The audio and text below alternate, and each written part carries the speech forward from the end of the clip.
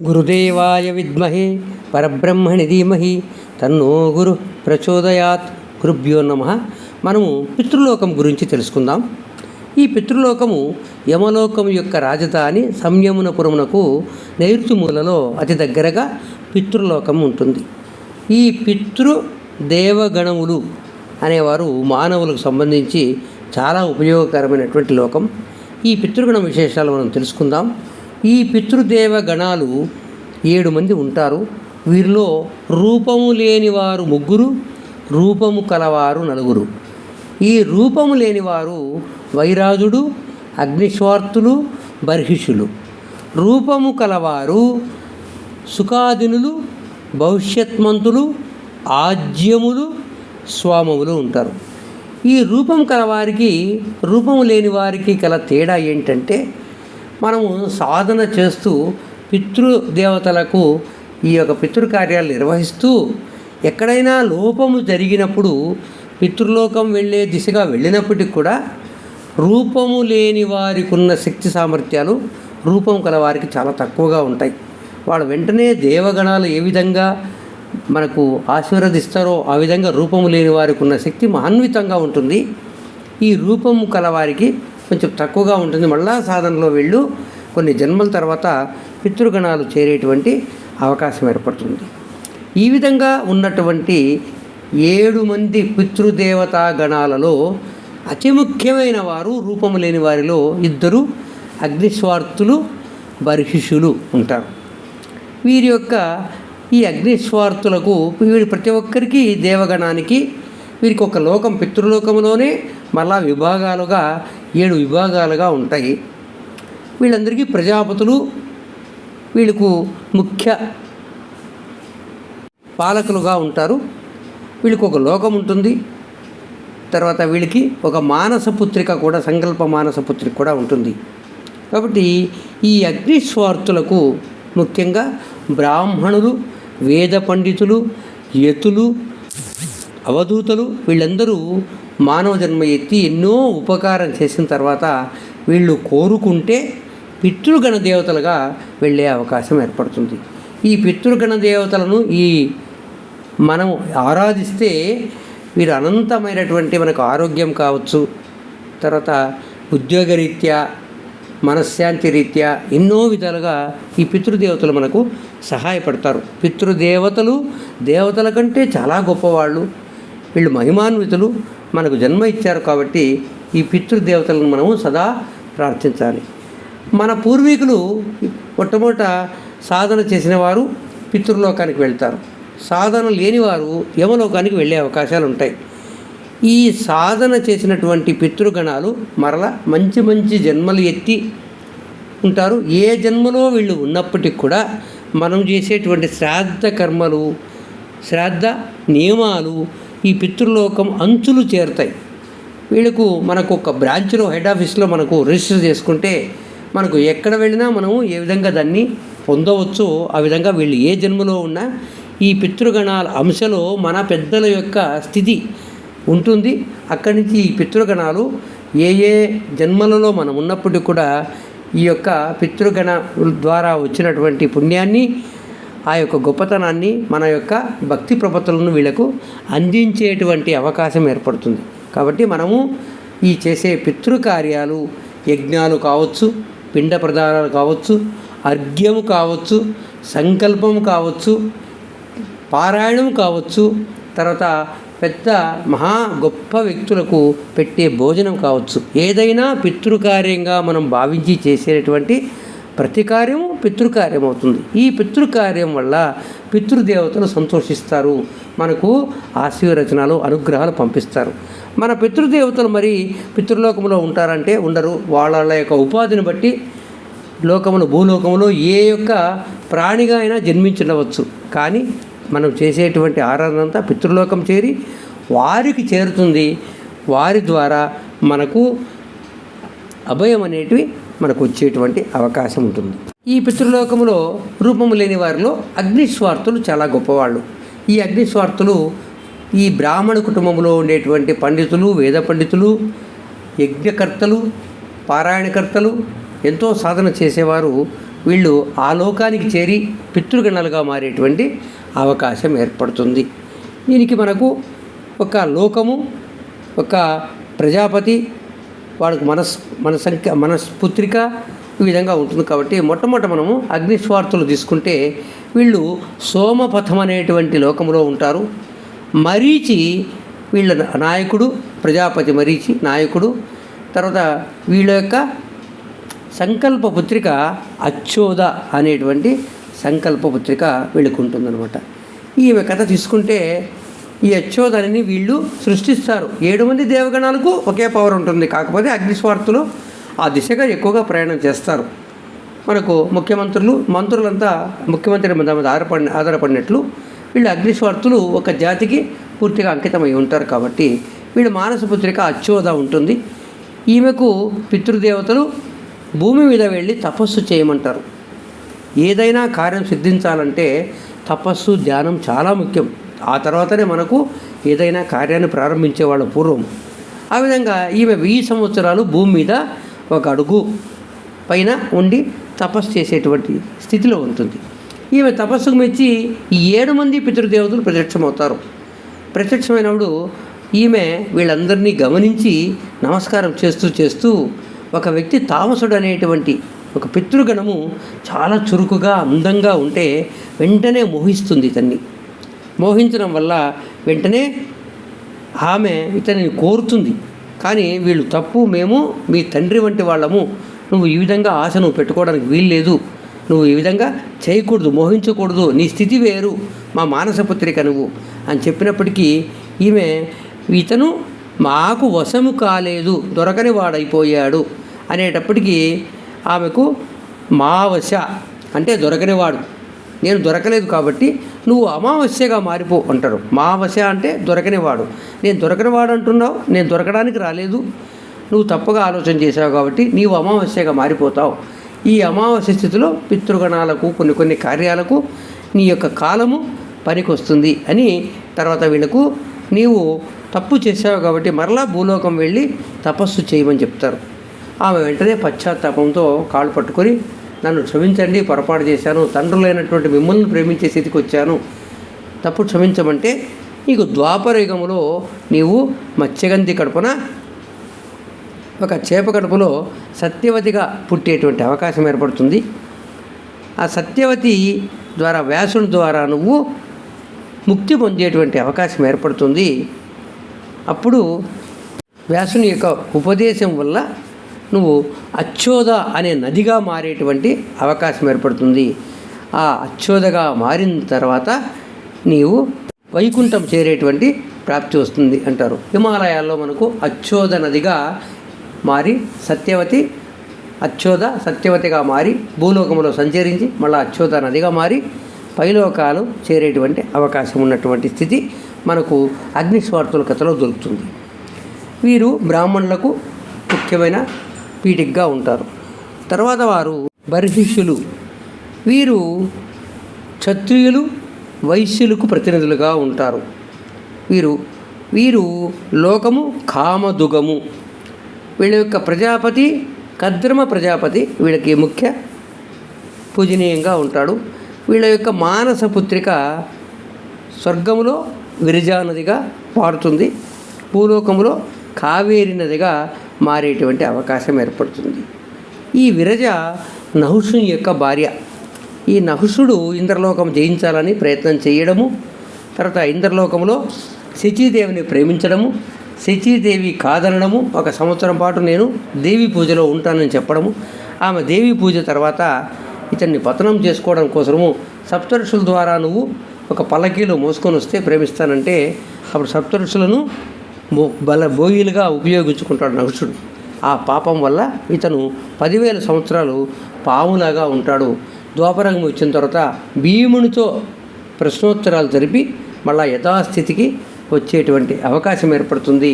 అంతవరకు ఈమె ఈ విరజ యొక్క భర్తగా నహుషుని భార్యగా మారుతుంది. ఇతను శాప విమోచనం పొందడం వల్ల ఈ విరజా నది కావేరి నదిగా మారి తర్వాత బ్రహ్మను ప్రార్థించి తపస్సు చేసి బ్రహ్మలోకములో ఏకాష్ట అనేటువంటి ఒక దేవతలాగా నిలిచిపోయేటువంటి అవకాశం ఏర్పడుతుంది. ఇది బర్హిషుల యొక్క కథ.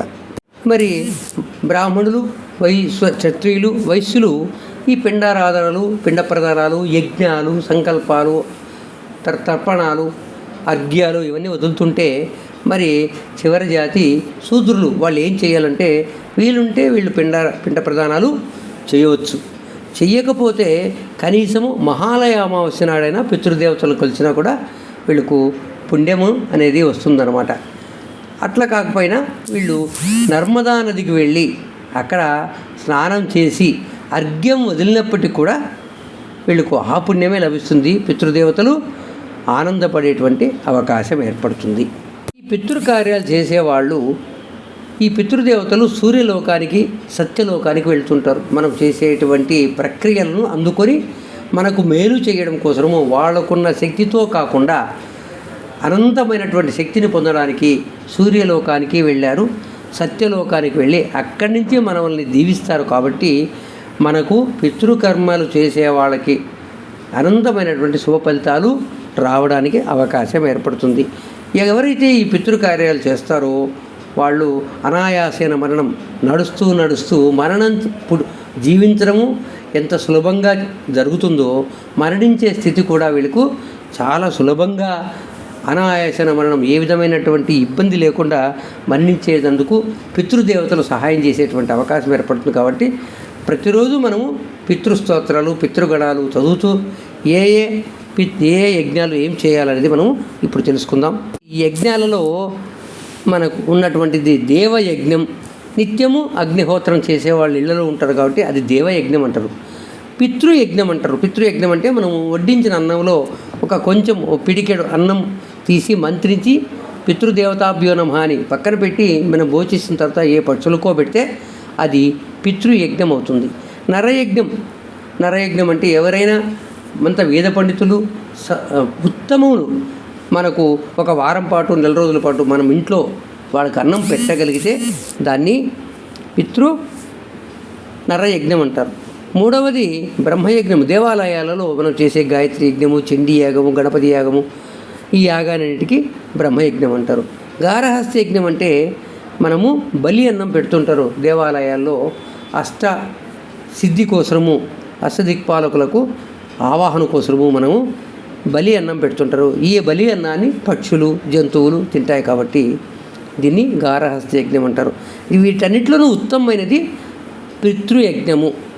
మనము ఎలా చేయాలా పితృయజ్ఞం అంటే ఈ పితృ కర్మలు చేసేవాళ్ళు, పిండ ప్రదానాలు చేసేవాళ్ళు అన్నము, నెయ్యి, పాలు, పెరుగు, కూరగాయలు వీటితో అన్నీ చేసేటువంటి అవకాశం ఏర్పడుతుంది. మనము రోజు నిత్యకర్మ చేసేవాళ్ళు ఉంటున్నారు. నిత్యము మనం ఏం చేయాలంటే ఈ యొక్క పితృయజ్ఞం తప్పనిసరిగా మనం అందరూ చేయాలి. ఎలా చేయాలంటే ఓ పిడికెడు అన్నం పక్కన పెట్టమన్నాం కదా. మనం ఎక్కడో ప్రయాణంలో ఉంటాం. అప్పుడు ఏం చేస్తామంటే మనము పితృదేవతాభ్యో నమః, పిత్రార్పణమస్తు అని మనం తినే పదార్థం ఏదైనా కానీ బయటకు బస్సులో నుంచి ఒక చోట మనం విసరగలిగితే, ఒక బిస్కెట్ కానీ ఒకటి ఏదైనా కానీ విసరగలిగితే పితృదేవతలకు సమర్పం యామి అనేటువంటి ఆలోచనతో మనం వెళ్తున్నామన్నమాట. అదేవిధంగా యజ్ఞాలు నిత్యం, నైమిత్తికం, కామ్యం అని 3 రకాలు ఉంటాయి. డైలీ మనం ఈ విధంగా శ్రాద్ధ కర్మలు ఒక అన్నము పిడికెడు తీసి పక్కన పెట్టడాన్ని నిత్య యజ్ఞం అంటారు. నైమిత్తికం అంటే పర్వదినాల్లో చేసేటువంటిది. అమావాస్య, సంక్రాంతి, గ్రహణాలు, పితృతర్పణాలు, పితృల అమావాస్య అట్లాంటప్పుడు చేసేదాన్ని నైమిత్యం అంటారు. కామ్యయజ్ఞం అంటే సమర్థుడైనటువంటి వ్యక్తి, మంచి నీతిగా ఉన్నటువంటి వ్యక్తి, ఒక అవధూత, శివార్చన చేసేటువంటి పూజారి, పీఠాధిపతులు వీళ్ళకు అవకాశం అయితే దొరికితే మనం వాళ్లకు అన్నము పెట్టగలిగేటువంటి భాగ్యం మనకు వస్తే దాన్ని కామయజ్ఞం అంటారు. ఈ విధంగా మనము పితృకార్యాలు నెరవేర్చవచ్చు.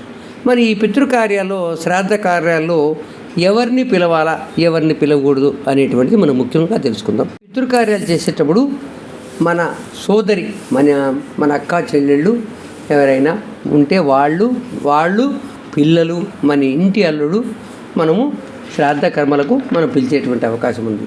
ఈ శ్రాద్ధ కర్మల్లో ఎవరు మన ఇంటికి రాకూడదు అంటే నపుంసకులు రాకూడదు, దుర్మార్గులు రాకూడదు, అంగహీనం ఉన్నవాళ్ళు, విధవ భర్త పోయినటువంటి వాళ్ళు, వేరే పక్కింటి వాళ్ళు, రోగులు, భగవంతుడంటే ఇష్టం లేని నాస్తికులు వీళ్ళెవరు రావడానికి వీల్లేదు. శ్రాద్ధం అనేది చాలా విలువగా మనము చేయాల్సిన పరిస్థితి ఉంది.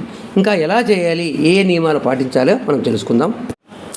పార్వణ శ్రాద్ధము అంటే మన ఇంట్లో తిథి, మన పెద్దలు ఏ రోజైతే వాళ్ళు కాలమయ్యారో ఆ రోజు పెట్టేటువంటి తిథిని తత్ ప్లస్ దినం అంటే తద్దినం అంటారు. ఆ రోజు చేసేటువంటి మనము పిండ కార్యక్రమాలు, దాన ధర్మాలు ఇవి పార్వణ శ్రాద్ధం కింద మనం వస్తాయి. ఇవి ఎక్కడ పెట్టవచ్చు అంటే మనము మన ఇంట్లో అనుకూలం లేకపోతే గోశాల, నదీ తీరం, చెరువుగట్టు, సరస్సు దగ్గర ఆవు పేడతో అలికి ఆ ప్రదేశంలో తర్వాత అంతా శుభ్రం చేసిన తర్వాత పిండ ప్రదానాలు కానీ తర్పణాలు కానీ చేయాలా. ఆ పిండ ప్రదానాలు చేసినటువంటి యొక్క అవశేషాన్ని నదిలో వేయడం కానీ ఆవుకు పెట్టడం కానీ చేయాలా. తర్వాత మనకు ఎవరైతే శ్రాద్ధ కర్మకు వచ్చినటువంటి పురోహితులకు ప్రదక్షిణ చేసి వాళ్ళకు నమస్కారం చేసి దక్షిణ ఇచ్చి దక్షిణం వైపు తిరిగి నమస్కారం చేయాలా.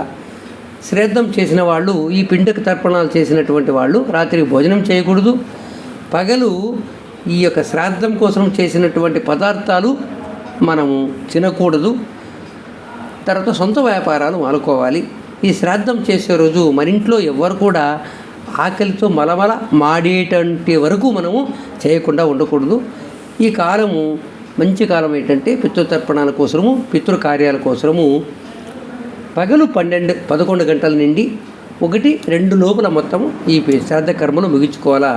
12 గంటల సమయంలో మనము ఆ యొక్క పితృకార్యాలు నిర్వహించడం అనేది చాలా విశేషంగా ఉండేటుంటుంది.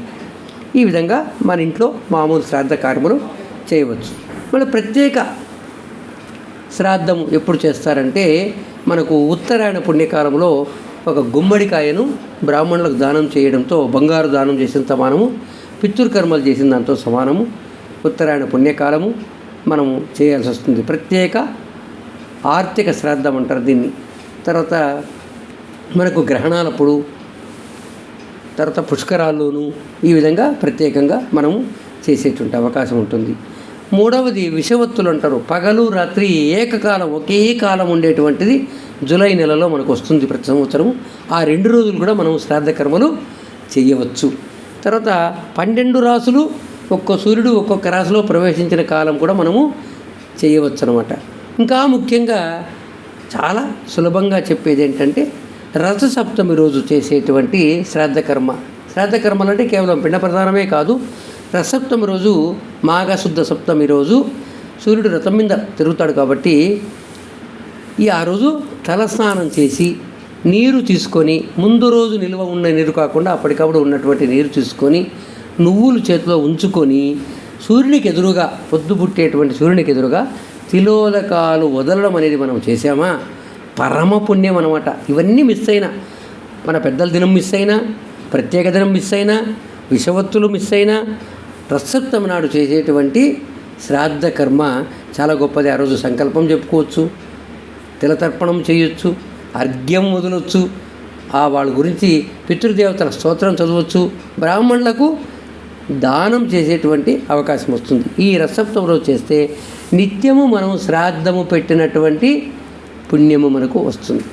ఈ విధంగా చేస్తూ ఇవి కూడా మనకు అనుకూలం కాలేదు, ఆరోగ్యం దృష్ట్యా, డబ్బు దృష్ట్యా, రకరకాల కారణాల వల్ల మనం చేయలేకపోతే వైశాఖ అమావాస్య కానీ, గ్రహణం నాడు కానీ, మహాలయ అమావాస్య కానీ ఒక పవిత్ర స్థలానికి వెళ్ళి ఆ ప్రాంతాన్ని ఆవు పేడతో అలికి ఒక వెండి పళ్ళెములో కానీ, బంగారు వాడకూడదు పితృకార్యాలకు, లేకపోతే మట్టి పాత్రలో కానీ మనము కొన్ని నువ్వులు నీళ్లు ఆ పాత్రలో వదిలేసేస్తే అశ్వమేధ యాగము చేసినట్టు ఫలితం వస్తుందన్నమాట. అంటే అన్నిటికంటే ప్రశస్తం మన గ్రహణం రోజు కానీ మనకు వీలు కలగలేదు కాబట్టి ఆ సంవత్సరంలో ఏదో ఒక రోజు ఈ విధంగా మనం చేయగలిగితే అశ్వమేధ యాగం చేసినటువంటి ఫలితం వస్తుంది. ఆ వెండి పళ్ళెంలో కానీ మట్టి పళ్ళెంలో కానీ ఉన్న నీళ్లను ఎక్కడో చెట్టు దగ్గర ఎవరు పారాడనటువంటి చోటు వదిలేసామా మనకు పరమ పుణ్యం అనేది వస్తుంది. తర్వాత ఇంకా విశేషం, మన పితృకార్యాలకు ఎవరైనా బ్రాహ్మణులు వస్తే వాళ్ళని ఎక్కువ మాట్లాడించకూడదు, అనవసరమైన విషయాలను చేయకూడదు, వాళ్ళకి ఇష్టం లేని పదార్థాలు పెట్టకూడదు. ఆ యొక్క వాళ్ళు భోంచేసిన తర్వాత ఆ విస్తరాకులను వారు వెళ్ళే వరకు వాళ్ళకి దక్షిణ ఇచ్చి ప్రదక్షిణ చేసి వాళ్ళని సాగనింపే వరకు మనము ఆకులు తీయకూడదు, మనము భోజనం చేయడానికి కూడా వీల్లేదు. ఈ విధంగా ముందు చేస్తే ఆ తర్వాత ఆ ప్రాంతాన్ని ఆవు పచ్చితంతో కానీ పసుపు నీళ్ళతో కానీ శుభ్రం చేసిన తర్వాత మనం భోంచేసేటువంటి అవకాశం చేయొచ్చు. అంటే ఇక్కడ పితృతర్పణం అంటే పిండ ప్రదానమే కాదు, అర్ఘ్యం వదిలినా, సంకల్పం చెప్పినా, నీవులు వదిలినా, సంధ్యావందనం చేసినా, ఆ సందర్భంగా తర్వాత యజ్ఞం చేసిన, పండితులకు భోజనం పెట్టినా ఇది పితృతర్పణం కిందే మనకు వస్తుంది. కాబట్టి ఇలాంటి పితృతర్పణాన్ని మనం చేసేటువంటి అవకాశం కల్పిద్దాం. మరి ఏ ఏ క్షేత్రాల్లో మనము పితృకార్యాలు చేయవచ్చు అనేది చాలా ముఖ్యం. ఈ భారతదేశంలో ముఖ్యంగా అత్యంత ప్రధానమైనటువంటి పిండ ప్రదానానికి సంబంధించిన క్షేత్రము గయా.